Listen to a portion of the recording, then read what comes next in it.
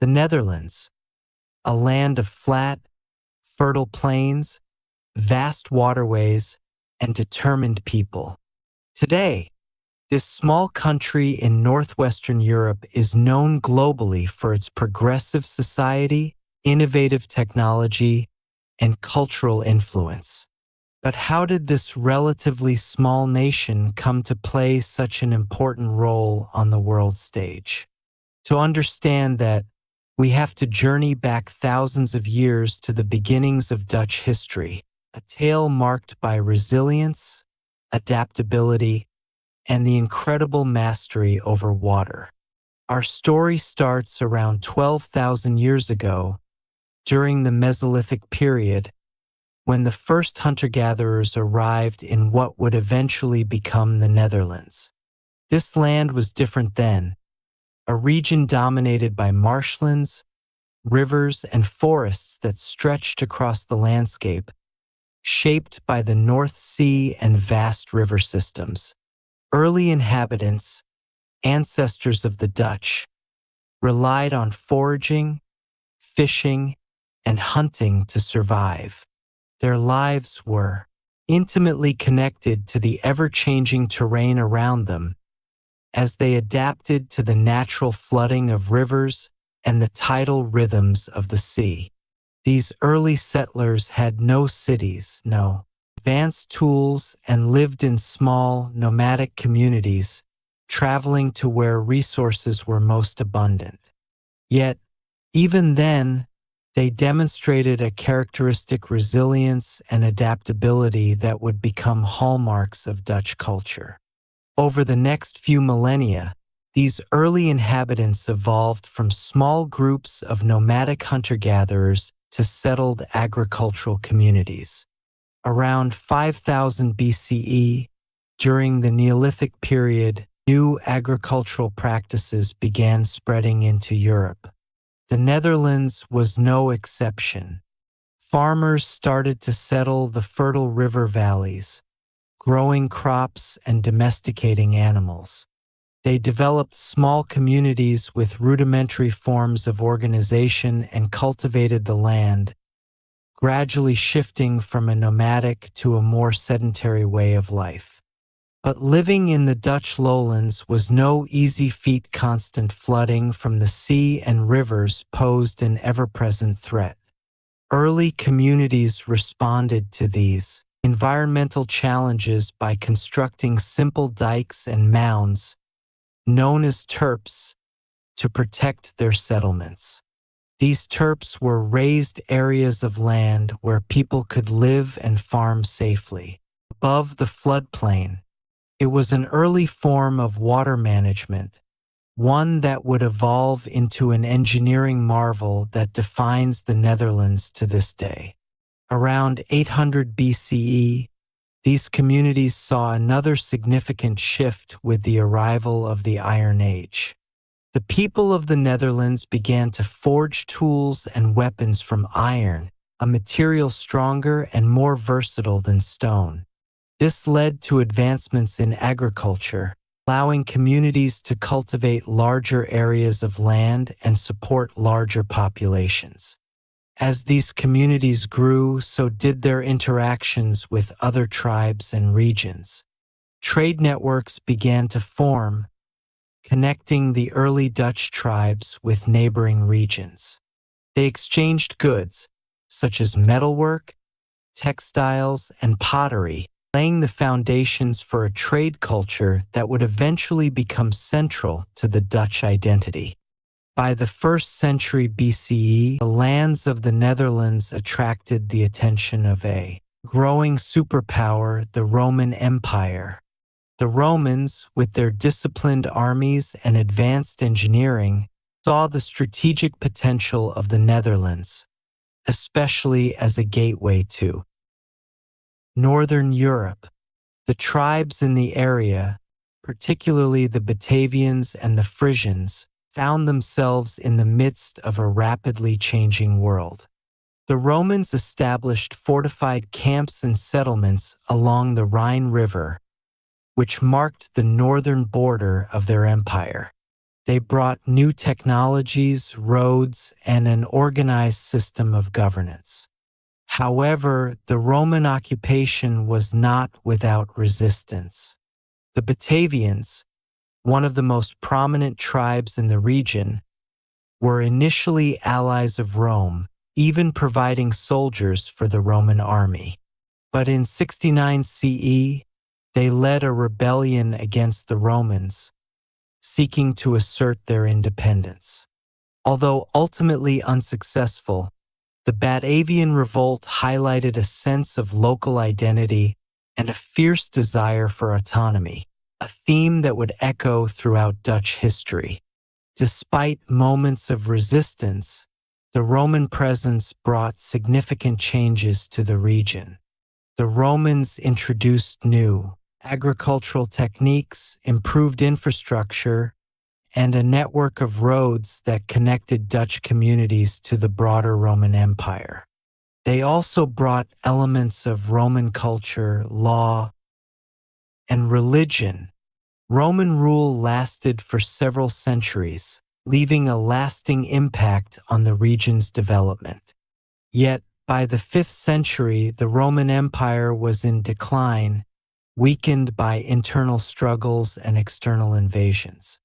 Roman forces withdrew from the Netherlands, leaving the region vulnerable to the migrations and invasions that swept across Europe in the following centuries.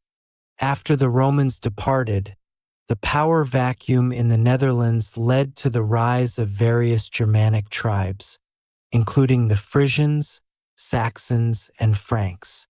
These tribes vied for control of the land, each bringing its own culture and customs. Among them, the Franks emerged as a dominant force.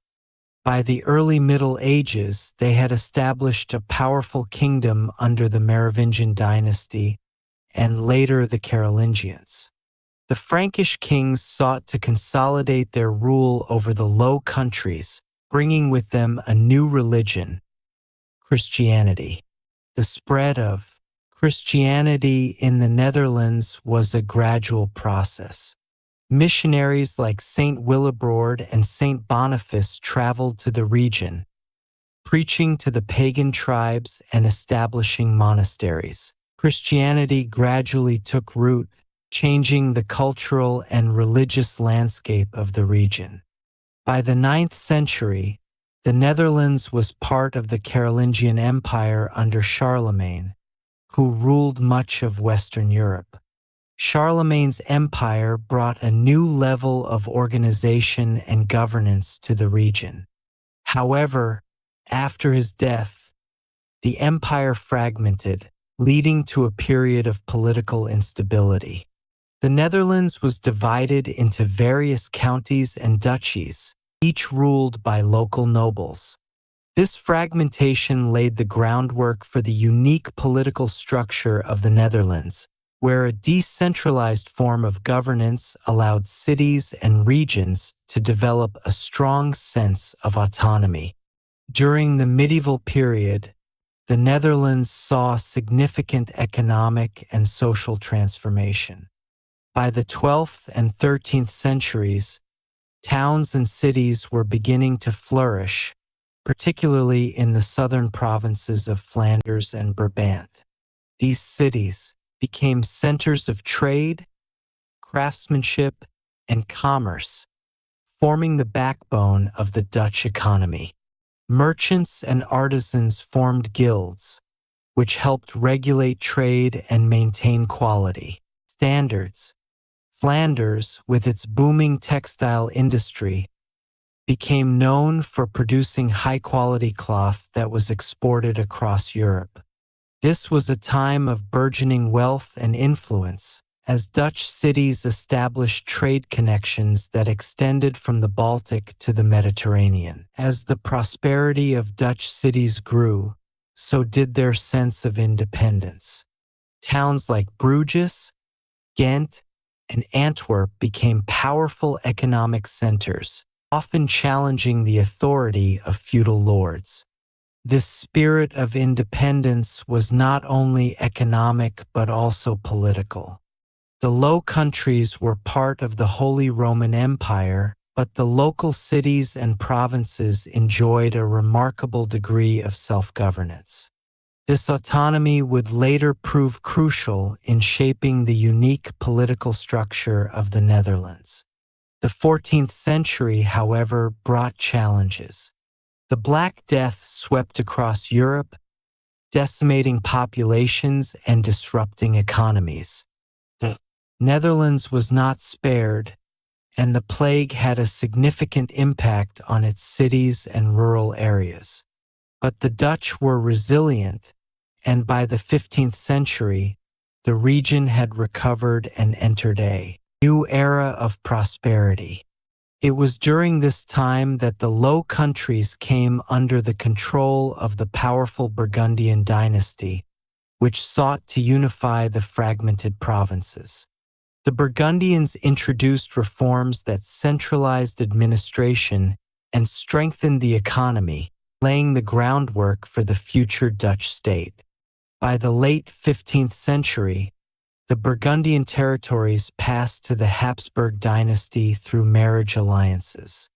The Habsburgs, one of the most powerful dynasties in Europe, ruled over a vast empire that included Spain, Austria, and parts of Italy. The Netherlands, now a prized part of the Habsburg domains, was drawn into the political and religious conflicts that were sweeping across Europe. The Protestant Reformation, which began in the early 16th century, created deep divisions within the Netherlands. Many Dutch people embraced Protestant ideas, particularly Calvinism, which appealed to the independent and entrepreneurial spirit of the Dutch. However, the Habsburg rulers, who were staunchly Catholic, saw Protestantism as a threat to their authority. The growing religious and political tensions erupted into open conflict in 1568, marking the beginning of the 80 Years' War. This was a struggle not only for religious freedom but also for independence from Habsburg rule. The war was brutal, with both sides committing atrocities. But the Dutch, led by William of Orange, were determined to fight for their freedom. William, often called the father of the nation, became a symbol of the Dutch resistance. He united the provinces of the Netherlands, rallying them against Spanish rule. The Dutch used their knowledge of the land to their advantage, flooding areas to thwart Spanish advances. This tactic, known as the water line, became a crucial part of Dutch defense strategy. The 80 Years' War was a long and arduous conflict, marked by moments of triumph and despair. The Dutch Republic declared its independence in 1581, but it would take many more years of fighting before that independence was fully recognized. In 1648, the Treaty of Westphalia ended the war and officially recognized the Dutch Republic as an independent state. This was a momentous achievement, as the Dutch had successfully broken free from one of the most powerful empires of the time.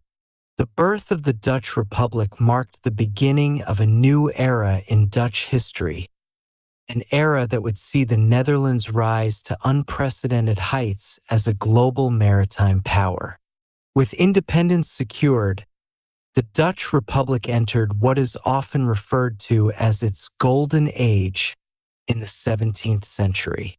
This period was characterized by remarkable economic growth, scientific innovation, and cultural achievement.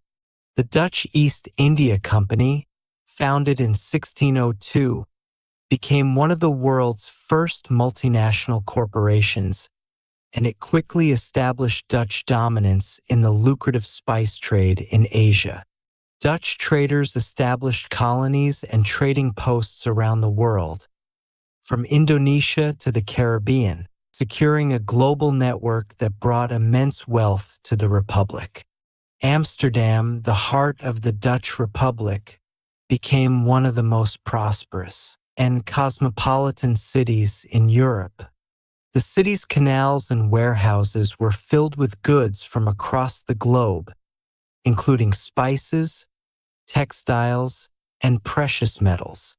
The Dutch developed a sophisticated financial system, including the establishment of the Amsterdam Stock Exchange, which became a model for modern financial markets.